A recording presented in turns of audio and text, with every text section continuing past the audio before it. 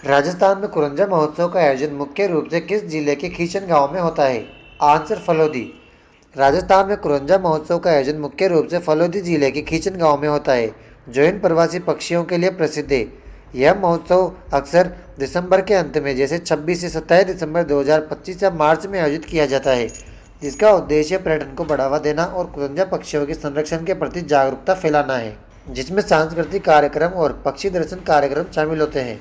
जोधपुर रिफ राजस्थान अंतर्राष्ट्रीय लोक महोत्सव जोधपुर अवलोकन जोधपुर रिफ जोधपुर के थार रेगिस्तान में मेहरानगढ़ किले की तलहटी में राजस्थानी कला और संस्कृति का 5 दिवसीय उत्सव है।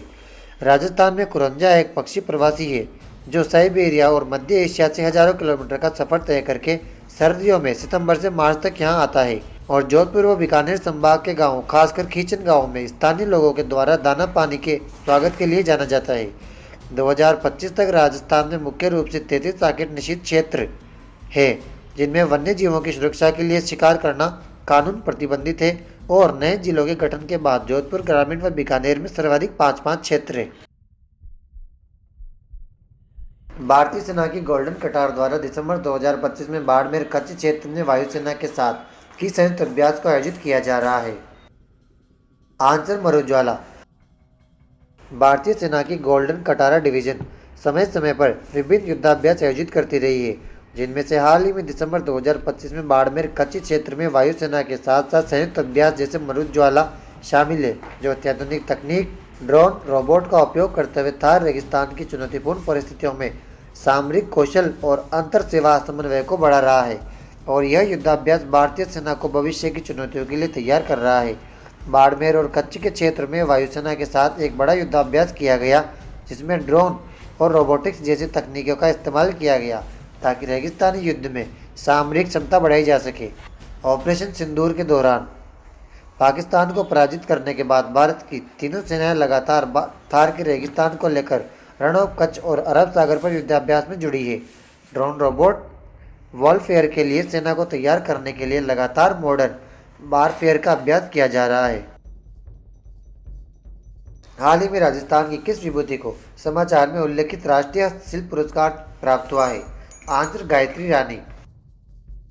जयपुर की मीनाकारी कलाकार गायत्री रानी को पारंपरिक कला में उत्कृष्ट योगदान, रचनात्मक और समर्पण के लिए विज्ञान भवन नई दिल्ली में आयोजित एक समारोह में राष्ट्रीय हस्तशिल्प पुरस्कार से सम्मानित किया गया है, जहां राष्ट्रपति द्रौपदी मुर्मू ने उन्हें यह प्रतिष्ठित सम्मान प्रदान किया, जिससे देश भर के हस्तशिल्प क्षेत्र में खुशी की लहर है।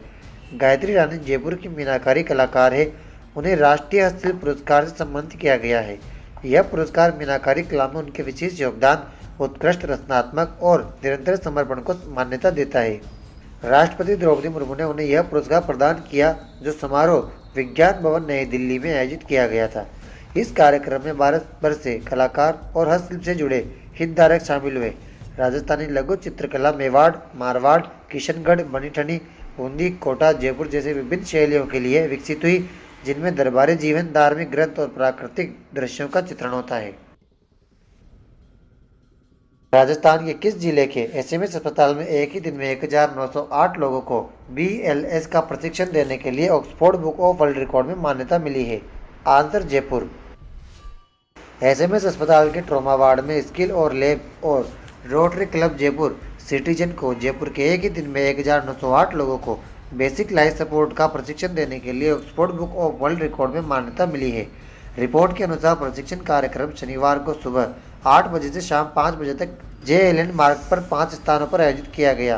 15 से अधिक कॉलेजों में छात्रों के सड़क दुर्घटना पीड़ितों की जान बचाने के लिए समय पर BLS सहायता प्रदान करने का प्रशिक्षण दिया गया।